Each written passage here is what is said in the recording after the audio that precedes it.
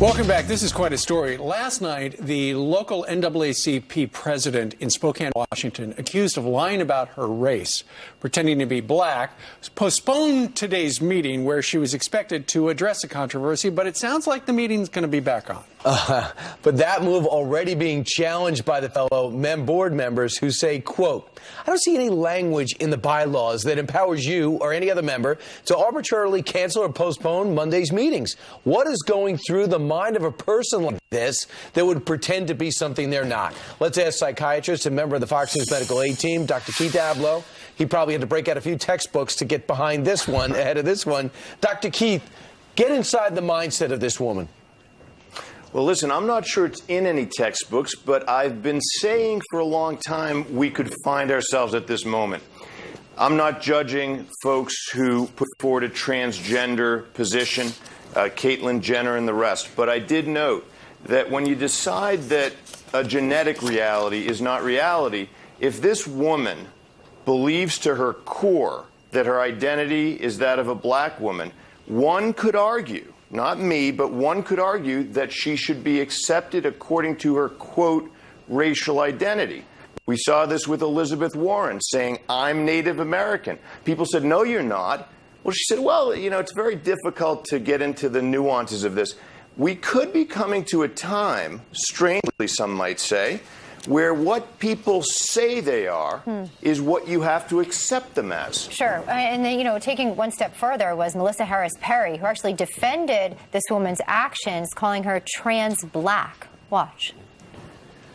Is it possible that she might actually be black? And the best way that I know how to describe this, and I want to be very careful here, because I don't want to say that it is equivalent to the transgender experience, but there is a useful language in trans and cis, which is just to say some of us are born cisgendered, some of us are born transgendered, but I wonder, can it be that one would be cis black and trans black?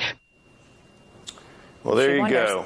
What do you think? Well, she wonders. I think we're heading down an untested path where people's self-concept, or what they say it is going to dictate potentially, if we don't really inspect this and decide what we want to do, the way that we have to behave toward them. Let me pose another question. If I believe in my soul that I'm a 65-year-old, I happen to be 53. Yeah. If I believe I'm 65, I say it to my doctor, I feel it in my core, can I apply for Medicare?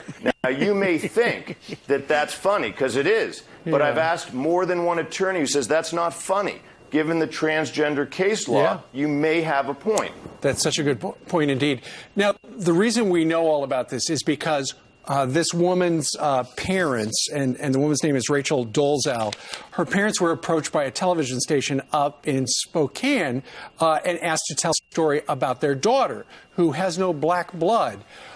Even though she has said on applications that she is part African-American.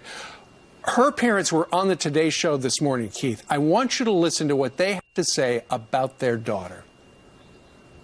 She may have felt that she had some advantage in her activism by being portrayed as a black woman. I think Rachel has tried to damage her biological family, and those kind of claims, as false as they were, seem to serve her purposes in her mind. She knows that we were not abusive parents.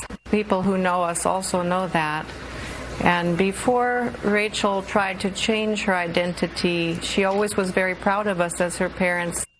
And the soundbite at the beginning, Keith, it sounded like the woman had chosen that race for an advantage at work. Well, and someone might claim that Caitlyn Jenner chose her identity, or his, depending on the way that people see it, based on wanting to get on the cover of magazines because that person is addicted to fame. That's a very dangerous position to take if you object to lots of threats, which, of course, I've gotten based on some of my comments, because the liberal element in this country is very much in this trans race kind of moment, or trans age.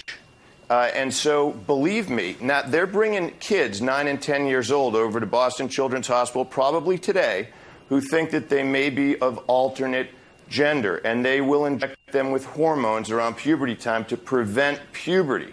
Don't be surprised if some child says, I was born Caucasian, I'm black, and if you see them being tattooed, I told you so. Wow. Interesting times we're living in. 53-year-old Keith Ablow joining us from Boston. Keith, Right. thank you very much. You say so, Dr. but Ablow. let me think about it. You think that over, Dr. Ablow. Thank you. I am so confused. Yeah. Oh, gosh. I don't know what to believe in anymore, except for I know Heather now, it's who she pretends to be. So you think. I'm You 21. are.